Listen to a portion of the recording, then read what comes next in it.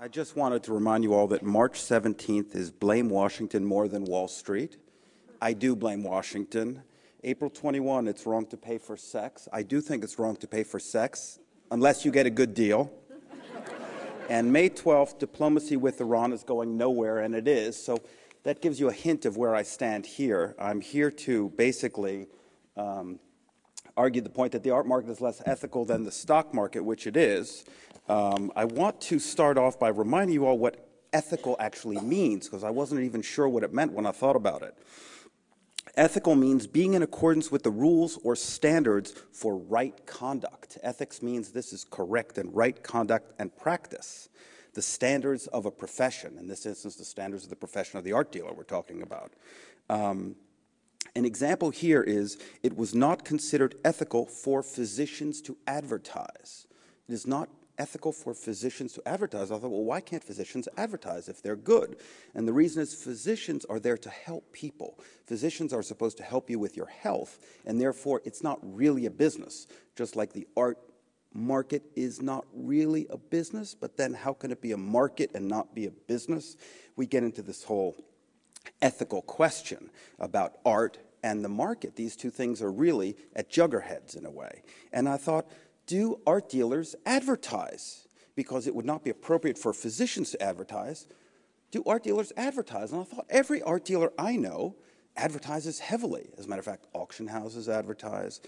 Everyone advertises, and therefore it immediately made me feel, well, perhaps advertising is a sign that this is a business and not simply about ethics and proper conduct. Now, in terms of the stock market, the SEC regulates public companies. And the reason for that is really to protect the public.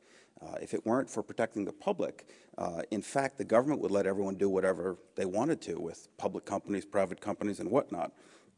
We have many, many rules and regulations for the financial markets. And of course, more rules to break is what many people will think, or more rules to skirt. But the reality is those rules are there. Now, on the other hand, we have works of art which are inherently unique. Each work of art is quite different. Even if there is a Degas which sold today for $19 million, that Degas is one of, I believe, 20 that he made, and that particular Degas was cast after his death. That's what we call a posthumous cast. So, in my view, that Degas is quite different from a cast that Degas made during his lifetime. How could we regulate Degas' danseuse, even if two are exactly the same? The skirt is going to be slightly different. The patina was slightly different. One of them got dropped on the floor and restored. The other one didn't. So therefore, since art is inherently, each work of art is inherently unique, it's extremely difficult to regulate. So I was trying to imagine how we would regulate the art world in order to make it truly ethical. And I was thinking we would have to create something called the AEC, as opposed to the SEC. We would have the AEC, which is the Art Exchange Commission. This would be a counterpart to the SEC, perhaps a subdivision, in which case we could go after Madoff, and we could also go after art dealers who have sold things that are not correct. I think that whole idea of regulating the art world is, in and of itself, impossible. And so then I thought, well, what are these standards for proper conduct?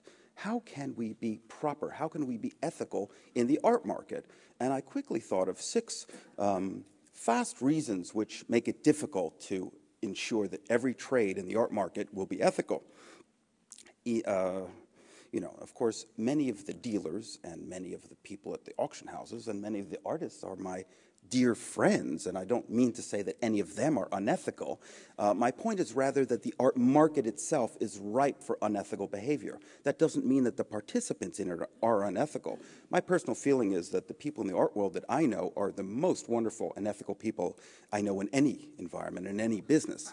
But that being said, the entire market is ripe for anything to happen. For example, stocks, when stocks trade, you pay a commission. You can pay between 1 and 15 cents. You like the guy, you pay 15 cents. He's giving you good information. You can pay 50 cents. You can give him $1. You can trade with Charles Schwab. It's a penny a share. When you're buying a work of art, you have no idea what that real commission is. The art market is all fair game. It's caveat emptor. Unless you're going in with a dealer that you know, or a work of art that you know, or you have a consultant who you trust, you have no idea what the commission is. You don't know if it's 10%, 15%. Yes, common practice is 10%. Common practice in the art world, 10% commission. My question to you is 10% of what? The next point, which I think is pretty much going to blow this up, is the insider trading. Now, you know that insider trading is wrong when you're trading public securities. Matter of fact, insider trading is wrong when you're trading bonds, when you're trading stocks. Now, you know, it's illegal on Wall Street, and the reality is, in the art market, we live on inside information. I mean, the whole art market is based on inside information. I mean, that's the whole idea of art. You know, there are the insiders and then there are the outsiders. Yes, there's the concept that art is for everyone and art will transcend, you know, and we all want that feeling. I mean, certainly we want the art that's going to speak to everyone.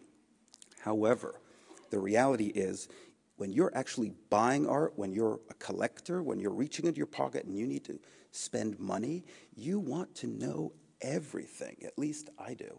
It's not only about love. Of course I love, but I can't buy everything in the world. So I need to choose what I'm going to do with my resources, and I want to have all that information, especially the inside information that I know that dealer has.